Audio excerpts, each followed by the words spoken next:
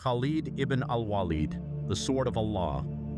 Before he became one of history's greatest generals, Khalid ibn al-Walid was an enemy of Islam. At the Battle of Uhud, it was his cavalry charge that turned the tide against the Muslims.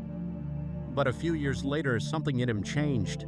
He looked at the growing faith, the character of the Prophet Muhammad, and the truth he could no longer deny, and he rode to Medina to embrace Islam.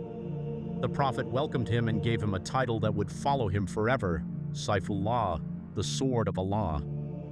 His defining moment came in 629 CE at the Battle of Mu'tah near modern-day Jordan. 3,000 Muslim soldiers faced a Byzantine force many times their size. One by one, the appointed commanders fell in battle: Zayd ibn Haritha, then Ja'far ibn Abi Talib, then Abdullah ibn Rawaha. The army was on the edge of collapse. In the chaos, the soldiers turned to Khalid. He took the banner. What he did next became legend. Rather than throw his outnumbered men into a hopeless final charge, Khalid restructured the army overnight, shifting units, creating the illusion of reinforcements arriving from the rear. At dawn, the Byzantines saw a force that looked larger and fresher than the one they'd fought the day before. Khalid then led a fighting withdrawal, striking hard enough to keep the enemy cautious, disciplined enough that not one more Muslim life was lost needlessly. He brought the army home intact.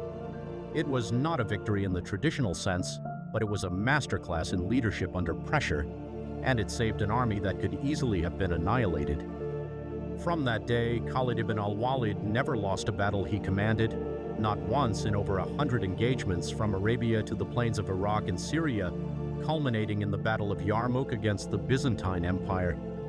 Near the end of his life, the man who had spent decades on horseback, sword in hand, said he wished to die in battle, yet he passed away in his bed.